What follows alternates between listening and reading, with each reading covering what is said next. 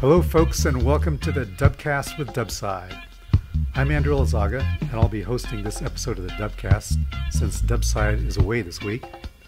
Today it's my pleasure to be chatting with paddle maker Don Beale, founder of Beale Paddles, and he'll be sharing with us everything he knows about Greenland paddles.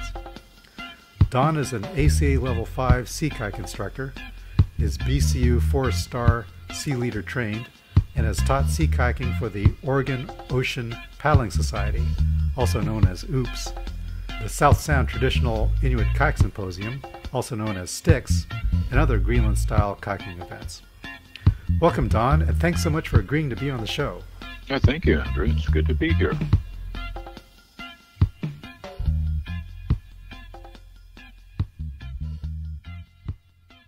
Getting a Greenland paddle is often the entry point for learning Greenland-style kayaking. Some people like to keep one on their deck as a spare paddle, while still primarily using modern gear and a Euro paddle. And eventually they may use it as their main paddle before deciding to build their own kayak, get a two-link, and go full Greenland style. At least that's how I got into it. I like the look and feel of a wooden paddle and found it much easier to roll with. In fact, I got my first Greenland paddle from you, number 127. Oh, that's an old one. I can look up its dimensions. I keep the records. So how many paddles have you made? Paddle number 853 is on the floor, and 854 is on order. Wow. So what should people look for when buying a Greenland paddle? Well, there's a lot to that answer. In the simple end of it, they want to get the sizing right, get the loom length right, because that's where your hands are going to be all the time. That's very important. Get the blade width right, because you need to grip it for extended strokes and rolling. And then the overall length changes your paddle cadence, so it's not as critical, but it's good to get that right, and so that you're comfortable paddling with it over long distances at cruising speed. And then beyond that, if you're looking at any Greenland paddle, flexibility, in my eyes, is a critical issue. You want the paddle to flex a little bit. It's a kind of a shock absorber when it does that. All of that shock then does not go into your shoulders.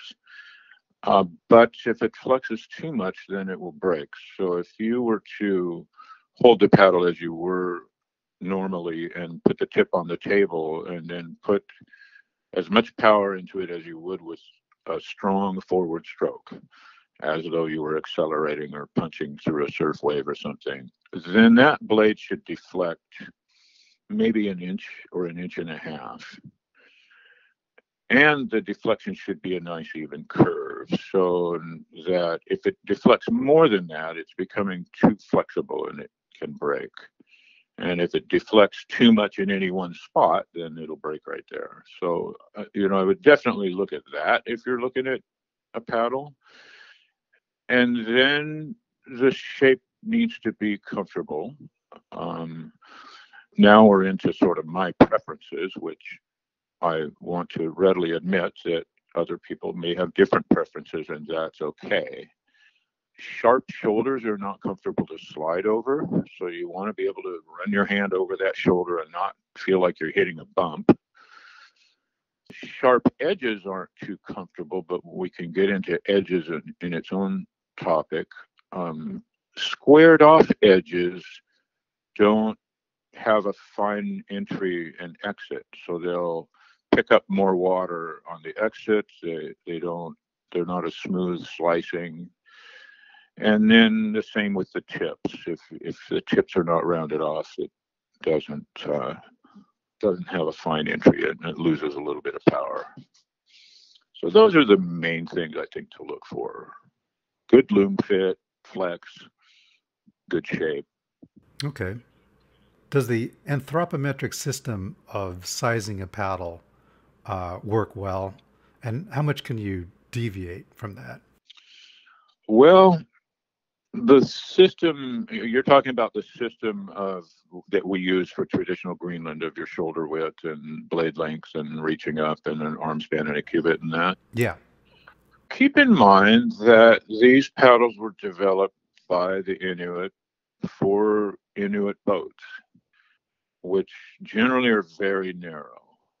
And this sizing system works well as long as you're not too far out of that parameter, especially boat width.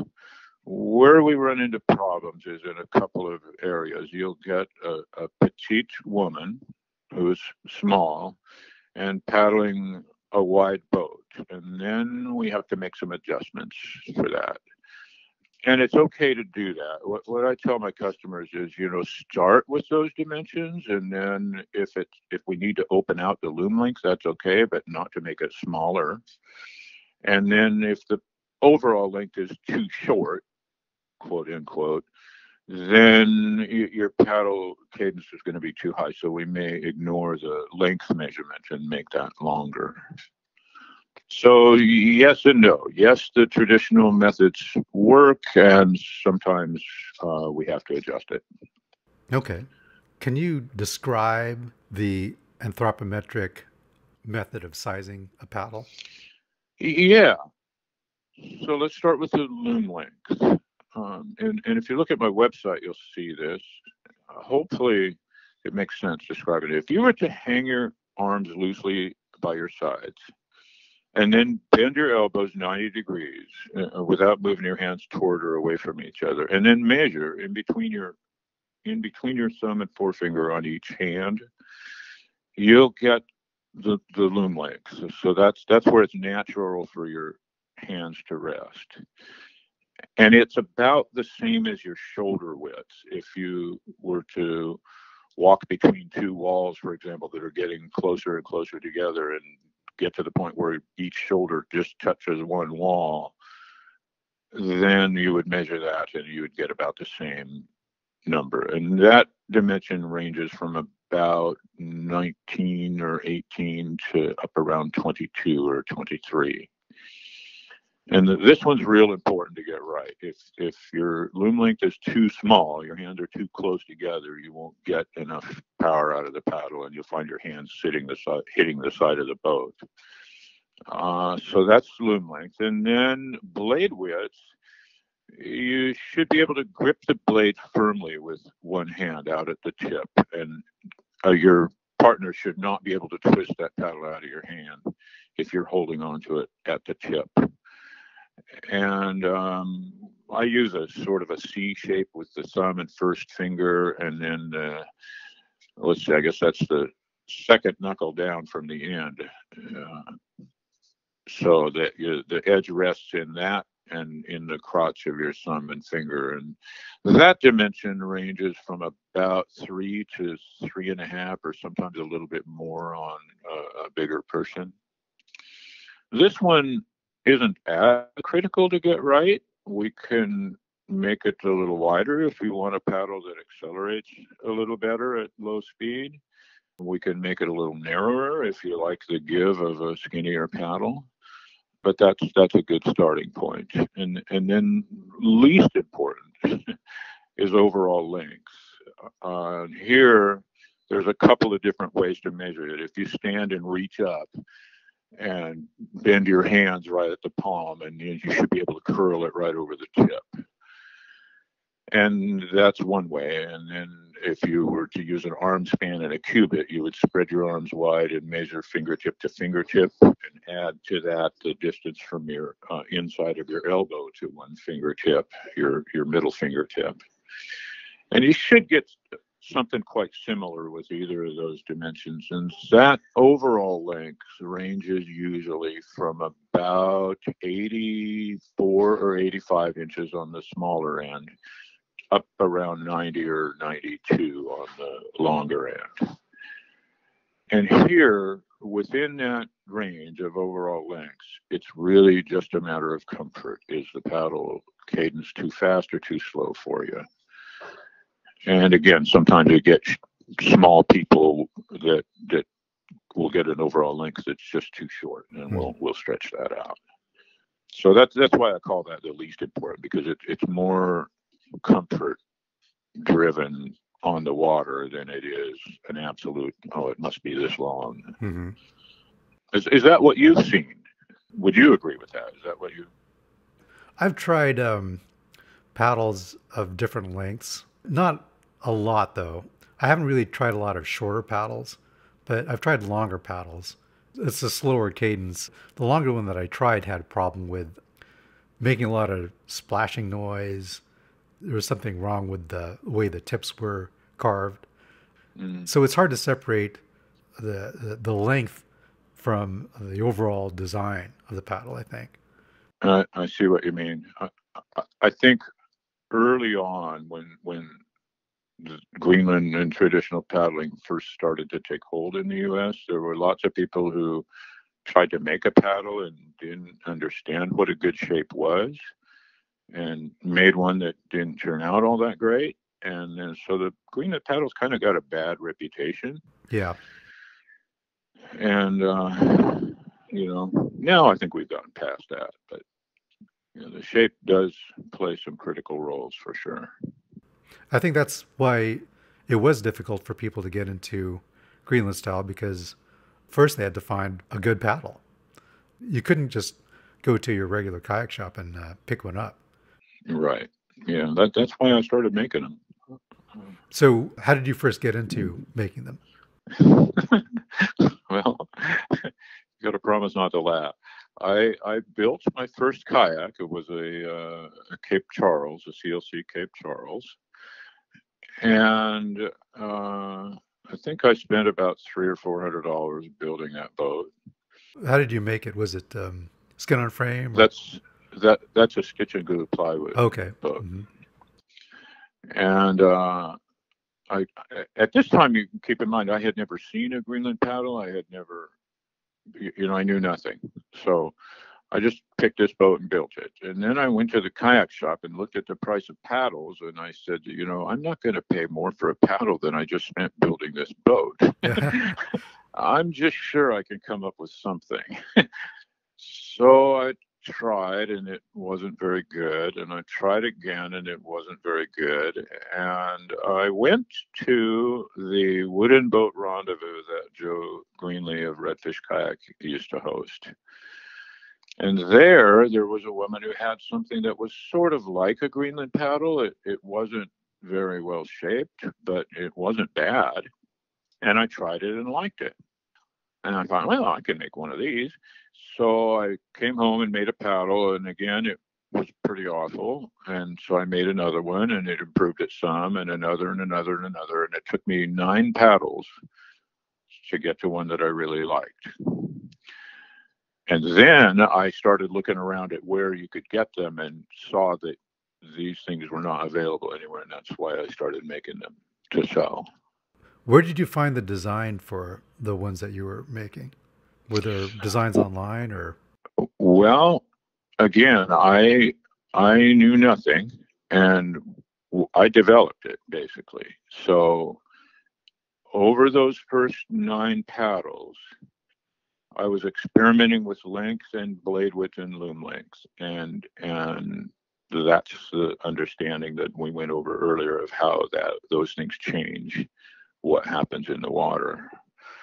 And then I was experimenting with the shape of it, a rounded shape, a sort of a more sharp-edged shape, and things like that. And I came to the shape that I thought was comfortable and I liked. And then I went looking around at what was out there. And the shape I'm using turns out to be quite close to, if you look at the Kayak USA website, and there's a page on there about different paddle shapes, drawings from people, and there's one from Gail Ferris. Mm-hmm. And the one that I came up with is very much like that, although the lines are simpler. So the layout lines are simpler. So I was sort of justified, I thought. Here I came up with this on my own, and now I've looked out there and found that other people have come up with the same thing. So I must at least be on the right track. Oh, wow. Mm-hmm. And then over the many paddles now, there's been some smaller changes to it, but that's basically the same shape that I've been making since number 9. How did you go about judging a paddle's performance? Is there an objective way to do that? There isn't really an objective way, I don't think. It's mostly feel. The one objective thing is it catching any air on the catch? And if it is, then there's one of two issues. Either it's a technique issue, your plant is too powerful, or it's a paddle shape issue. And this is where the rounded edges and tips come in. Is it strong enough? Back then, didn't know about a sliding stroke, but if you can slide your hands over the shoulders without hitting anything, it should feel smooth, then that's important too. But beyond that, keep in mind that even though, I've carved 800 of these things and this is the shape I'm using, if you talked to 10 different high-level Greenland paddlers, you probably get 10 different ideas about what the ideal shape really is, and that's okay. If you look at Harvey Golden's website, there's a picture on there of all these different paddles of different lengths and widths and sizes and shapes, and the Inuit were very experimental. And just because this is a shape that I like and my customers like doesn't mean that it's right. There are other good shapes out there. Mm-hmm. Did you eventually get into making your own skin on frame kayak and Greenland style technique and rolling? Well, yeah, that's STIKS. So STIKS formed out of that wooden boat rendezvous. Myself, Mike Hanks, Henry Romer, I believe Tim Matson was involved from the get-go, decided that we needed a specific Greenland event, and that's how STIKS started. And through STIKS, we came to know Kayak USA, and through Kayak USA and the different events, that's how I met Dubside. That's how I began to see how much more there is to traditional paddling than just a paddle. To the boat building question, I've built a couple of skin-on frames, but I've never dedicated the effort into building boats that I have into making paddles. The best skin-on frame I have came from a class that I took with Turner Wilson and Sherry Perry. A very, very nice boat. What year was that when you all decided to start STIKS? Ooh, you got me. I think it was 2001. It might have been 2000. STIKS and Delmarva. So when Delmarva went to a Greenland event, that happened in the same year that STIKS started. Okay. I think it was 2001, but I could be a year off on that. That's interesting. I didn't realize that, STIKS developed independently of Delmarva. Yes, we did. We did not know about Kayak USA or anything on the East Coast, and somehow Greg Stamer, I think, got wind of it, and he came out to the first STIKS, and that's how the connection formed. Back to, you mentioned how important flexibility is for the paddle. Does that mean that you prefer the solid wood paddles as opposed to laminated paddles or carbon fiber? Carbon fiber, that is true. Laminated paddles, I can actually dial in the flexibility very repeatedly. Oh. Yeah, carbon fiber, I do understand the appeal of carbon fiber to people. It's really strong, it's lightweight, it has zero flexibility. And if you like the feel of that, well, okay, I don't. I like a little bit of flexibility. And I like the feel of wood. The carbon is slicker in your hands, and if you nick it up on a rock, that's a real problem. Whereas wood, you just sand a little sliver out and keep going. But I like the feel, the look, and the flexibility of the wood.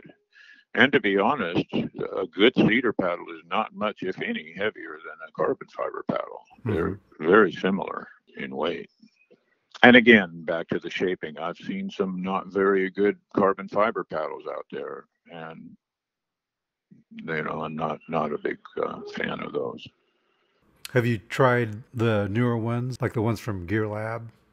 I think I've tried one once and thought, yeah, that's a pretty good paddle. I liked it. Its loom, I thought, was a little bit smaller than what I'm comfortable with. But again, that's personal taste. That's not any absolute at all. But yeah, the Gear Lab, they're doing a good job of getting a good shape. That's what there is going right now. I think the other guy, Novorka, he was making nice paddles, but he's not anymore. And one thing I noticed about the Gear Lab paddles is the edges are very thin. That's something you could do with carbon fiber that you can't do with wood without sacrificing some strength. What do you think of those thin edges? How does it feel rolling? Here's what I think. Okay. Yes, thin edges give you a little bit more power and a lot cleaner sculling motion and a little bit more power on the forward stroke.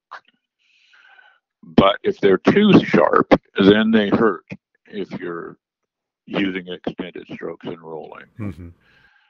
Thicker edges, i.e. meaning more than, say, 5 millimeters or so thick, they're very stiff and strong, but they don't have the fine entry and the fine sculling feel that the thinner edges do. So 1/8 of an inch or 3 or 4 millimeters on the edge lines is about right. It's thin enough to get good performance and yet thick enough still not to hurt when you're rolling. Have you tried designing paddles specifically for rolling? Is there a design that works better for rolling? I would say the only factor to consider there is stiffness. No, I've rolled with an Inuit paddle on front face or back face and can't feel the difference. So, in there, you have a paddle whose two faces are completely different shape, and one face doesn't really slice through the water very well, and the other one does. So, but underwater, when you're looking for air to breathe, you just don't notice that. There's no bearing. Stiffness, however, you notice it. If the paddle's too flexible, it's kind of like rolling on a rubber band. You flex it up and wait a minute and boing, and there it goes, or it breaks, and of course you'll notice that. So stiffness would be, basically the only factor. Storm paddle, single blade, long paddle, short paddle, skinny paddle doesn't change the rolling at all. Well, that would make sense because most of the rolling happens below the waist, right? And actually, a lot of the complicated rolls, you don't use a paddle at all. So absolutely, it shouldn't really make that much difference. Yeah, and that's a good point. I would say learning to roll, it's more critical to have a stiff paddle. If you're already an expert roller and have a Norsec roller or a hand roll, then the paddle is pretty much irrelevant. It just gives you a little bit of support right when you need it. And that's it. The reason I was really attracted to the Greenland paddles is because I found it a lot easier to roll with. Holding it in the right position is intuitive. Since it's symmetrical, you don't need to know where the power face is, or it's easier to orient the paddle underwater. How did you get into rolling, and what was that experience like? Well, I basically learned to roll it in the most difficult way possible. I went out to Tillamook Bay one day and it was snotty, and I decided that if I was going to paddle in these kind of conditions, I needed to know how to roll. And so I started reading about it and trying it. And I'd read it and go out to the lake and try it and fail and read and post and try and fail. And I repeated that for several weeks. And then finally, people are going, go take a class, go find an instructor. And I did that, but by the time I could get into the class, I was already starting to hit the rolls, and I got to the class and they said, what are you doing here? So I didn't really refine my rolls until I started getting involved with sticks and working with some good Greenland rolling instructors. But that's how I learned. I learned, and I would not recommend this for anybody. Go find a good instructor right from the start, because you can hurt yourself and you can break your gear if you're trying to learn to roll without good instruction. And it's so much easier to have somebody there helping you. That's kind of how I did it too. It started on my own. I took a couple classes in the beginning with the standard Euroblade and probably learned some bad habits. But on my own, I realized that I was much more successful when I did a layback. You know, people would tell me, "Oh, that's not the way to do it. You can't do that. You shouldn't do that.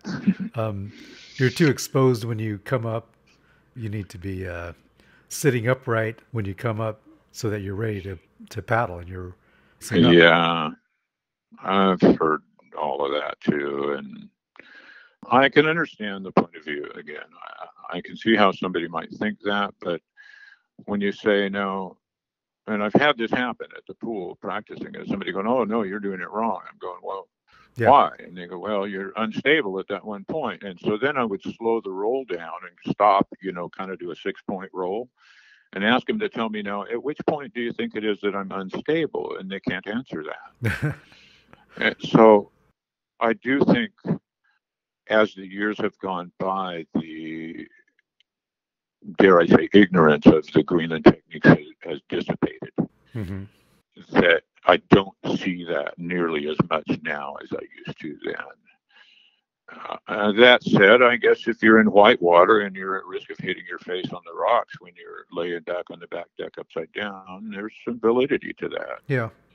So I think it's worth pointing out here that the Greenland style really is a sea kayaking technique, that the Greenland paddle doesn't work very well in whitewater. You really need 18 or 20 inches of water to get a good bite with that blade. And the rolls don't take into account shallow water. They're made for deep water. Yeah. Tillamook Bay and the Oregon coast, that could be some pretty challenging conditions. Yeah. Well, when I first learned, I was very attracted to the coast. I went all the bays and stuff, and then I got into offshore paddling and a little bit of surfing and rock gardens and caves and stuff. And now I've backed away from that a little bit. I know one person who has died and a couple of others who have been hurt, and I'm kind of going, well, maybe I don't need to take those risks. And then there are some other factors in my life that are taking significant amounts of time. So I just don't have the time that I used to go to the coast every weekend. And I miss it. I miss it. I would love to get back out and go play and go into the caves and the rock gardens and stuff. To me, that's the ultimate. And the Oregon coast has world-class paddling that's virtually undiscovered. There's so much beauty out there. It's really wonderful. So most of what I'm doing now is either trips, camping, or my wife works with college kids and kids, and so we'll take other people out and introduce them to it. So, which is, very fun in itself. It's very rewarding to do that.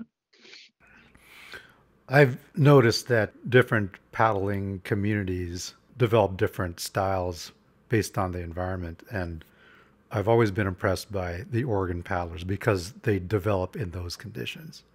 And around the Puget Sound area, people develop, they don't develop those skills to deal with surf, rock gardens, challenging coastal conditions like that. That's true, but Puget Sound has some really nice tidal exchanges, and so those paddlers develop a good sense of how to plot currents and how to deal with that. So I think each venue has its pluses and minuses. We don't get the tidal currents at the coast that you get in the Sound. There's no place like Deception Pass around here. You don't get the swell combined with wind, combined with clapotis and refracted waves that we get on the coast, which I just find fun. Mm-hmm. I love clapotis waves. You sit there and get pounded around. It's very fun.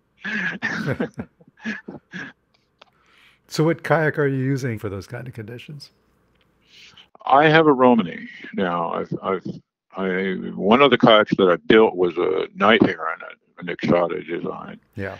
And I like that boat a lot. It tends to stick its nose in the wave a little bit, so it can get pitch pulled. It doesn't have quite as much volume up in the front. And then for a while I had an Illusion, but I ended up selling the Illusion and keeping my Romany. Oh, wow. Huh.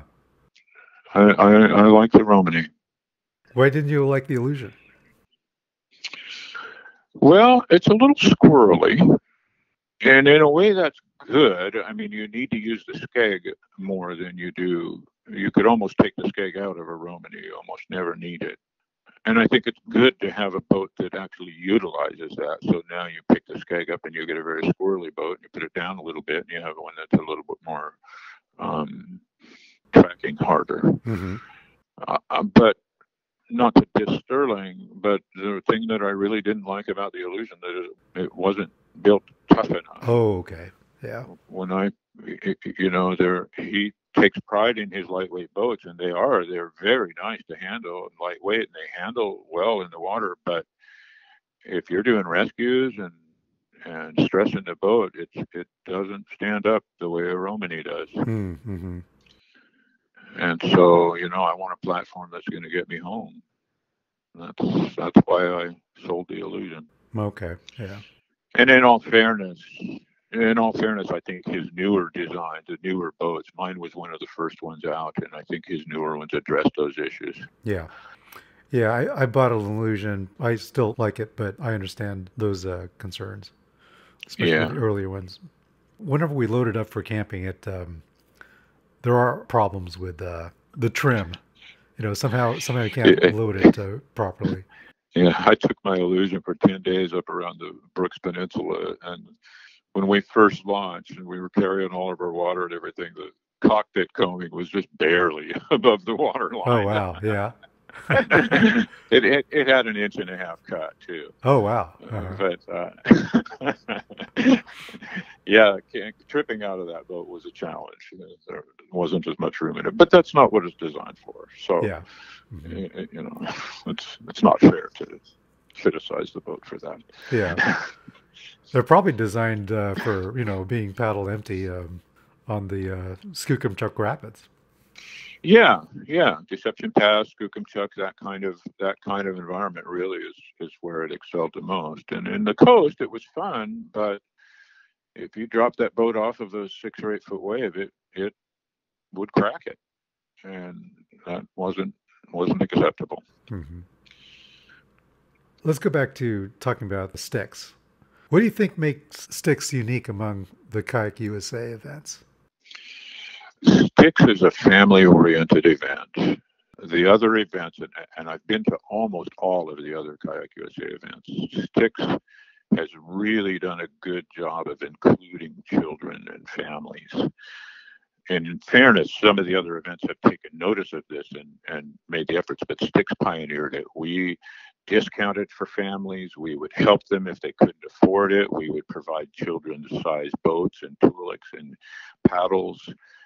And so it developed a community of family-oriented that the other events didn't have. How did that approach come about? I mean, how did you decide to make it family-friendly? When we first formed STIKS, that was one of the criteria we set. We said we want children to be involved in it. It was a conscious decision to make that happen. How has the event evolved over the years? Has there ever been discussions about moving it to different locations, for instance? Yes, we more than once have searched for another location that would be adequate and not really found a good one. We've looked at Deception Pass State Park, and they wanted us to rent the whole park from them, which would have been cost prohibitive. We've looked at the Columbia River, and we could have made that work. but it didn't have the cleanliness and the sand. It wasn't as good, but it wasn't bad. And we ended up staying at Toronto. Now, STIKS, just so people know, STIKS in the past 2 years has been canceled for COVID. The first year we canceled it because the state wouldn't let you have an event like that. And the second year we canceled it because we didn't have the support from the infrastructure that we had had before. The caterer was gone. We hadn't had any response from the park. And there were still COVID concerns, but they were secondary to we were afraid we were going to get 100 people out there and not be able to feed them. That's why we canceled last year. And now what's happening is, sadly, that we are looking for people to coordinate STIKS and bring in new ideas and move the event forward, and we're not getting the response. So if there's people out there listening who would be interested in making a Greenland event happen, it would be good to hear from you. There are no younger generation willing to step forward and pick it up? Yeah, there have been people come and go, but there hasn't been anybody really with a vision come forward and say, hey, here's what I think you could do with this event, and I'd like to step up and help make that happen. That has not taken place. And I do think it needs to be changed up. We need to find a different venue. We need to update the event. It is a nice location. Toronto State Park, right on Hood Canal. One thing unique about that location is it's supposed to have the warmest water in all of the Puget Sound area during the summer, up to 60 degrees, and tons of oysters grow there. Yep. A little bit of mud below low tide, but as soon as we're above low tide, you're teaching it in gravel and oyster shells. You got to wear shoes, but it's nice and clean. It's a nice venue. It has everything we need. Enough room for camping. It has the support. There's nearby. There's facilities available if we need them. Belfair and Shelton are not far. Sadly, I think we've lost our connection with the park. Ranger Charlie is gone, and there isn't anybody at the park now who remembers STIKS. So we had developed that relationship over years, and we're very careful to leave the park better than we found it, and to make sure we obey all of the park's restrictions and rules and work with them. And we had a very good working relationship with the park, and now I don't know what will happen. Is it uncertain then whether there'll be a STIKS next year? Yes, it is uncertain. There are some ideas floating around out there that it's too early to discuss, but we really need coordinators who will step up and bring in fresh ideas. I've been coordinating STIKS for 23 years now. I'm one of the original founders, and my wife has been doing it for 11 or 12 years. It's like, we've done our time. We feel like it's time to step aside and let others pick it up, and that isn't happening. No, sorry to hear about that. Yeah, it is sad. It is sad. And anybody, just to note, anybody who wanted to step up and help coordinate this, there's a tremendous amount of support and experience for you to draw upon. It's just, we really need new people to come in. It's a ton of work, I'm sure. Yeah, it's quite a bit of work. We typically would have meetings once a month for 6 or 8 months prior to the event, and then it's a couple of weeks of frantically getting ready.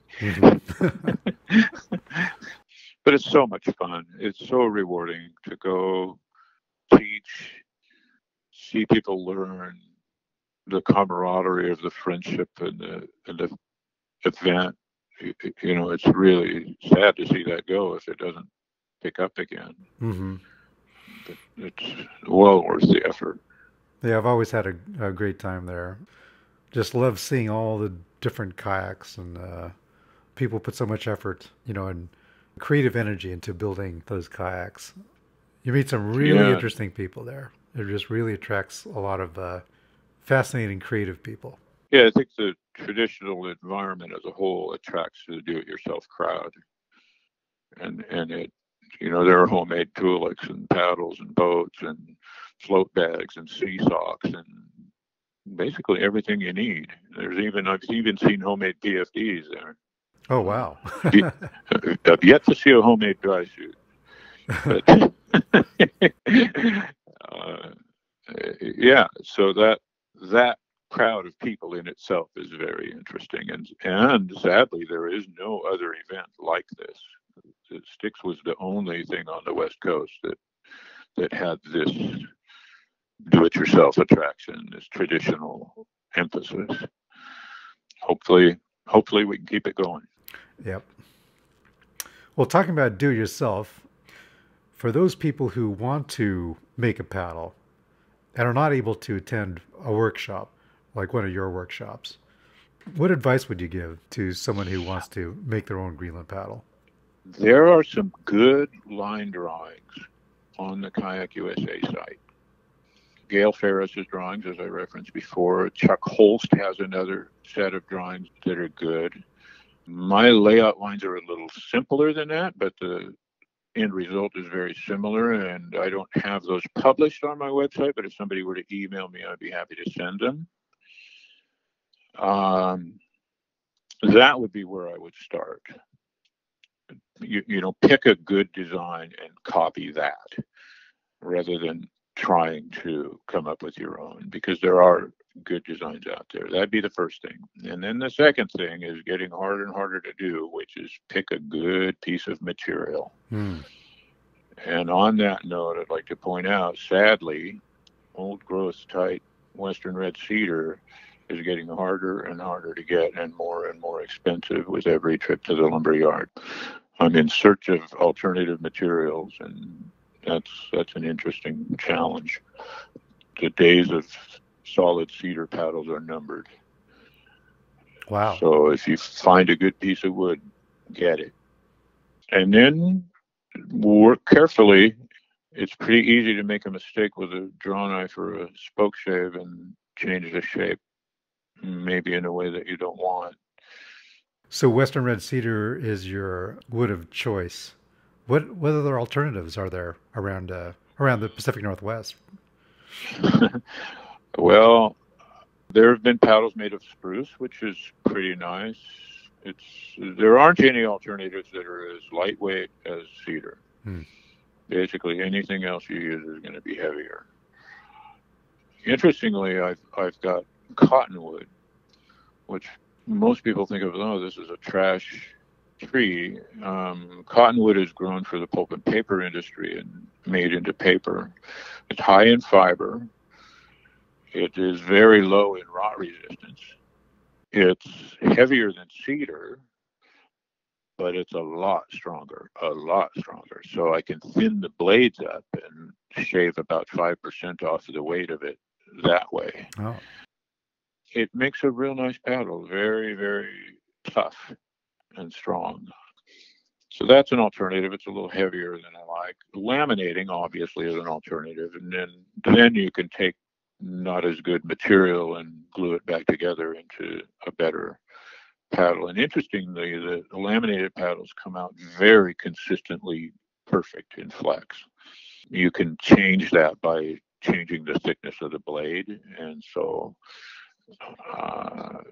the flexibility of them is always very good.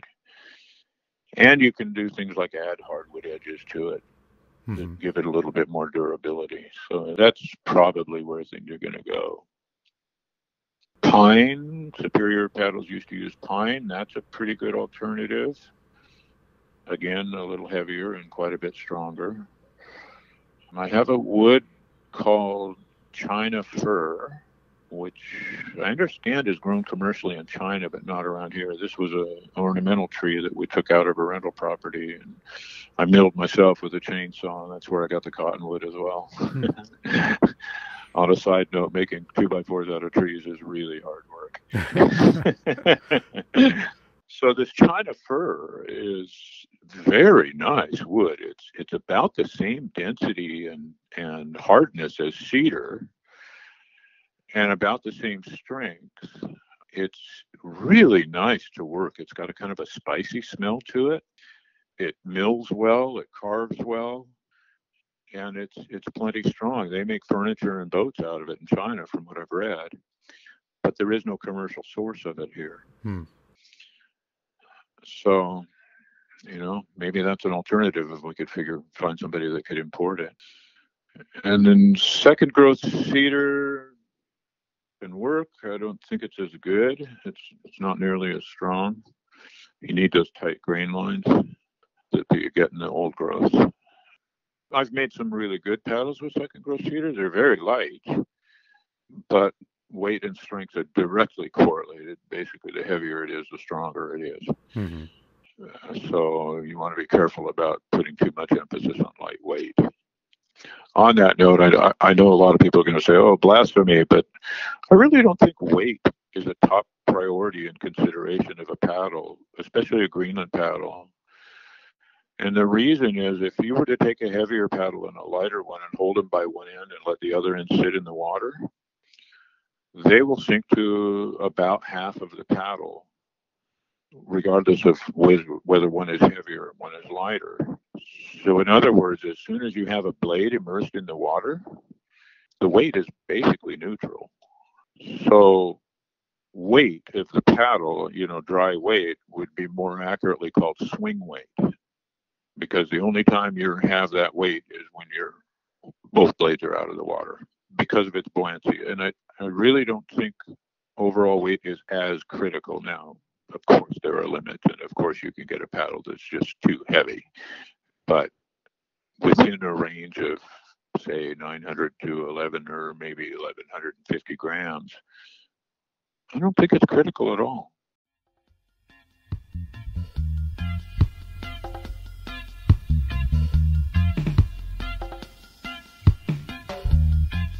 Lastly, how could people attend one of your paddle making workshops? I have one coming up at Columbia River Kayaking. They host one or two a year, and we're back on with COVID now. Okay. So you could check with Kylene at Columbia River Kayaking. That's the best bet right now. We are going to the Florida Kayak USA event in October. So if you happen to be on the East Coast listening to us, that could be a good alternative. I'm sadly not as diligent about updating my website as I should be, so the best thing to do probably is to email me and ask what winter classes are coming up. We try to do 3 or 4 of them a year, various local shops and venues, and of course that included STIKS. So. Yeah. What's your website? How can people find you on the internet? www.bealepaddles.com, and that's BealePaddles. All right, very good. Well, thanks so much, Don. It was a real pleasure talking to you. Well, thank you. It's been wonderful. Thank you for inviting me.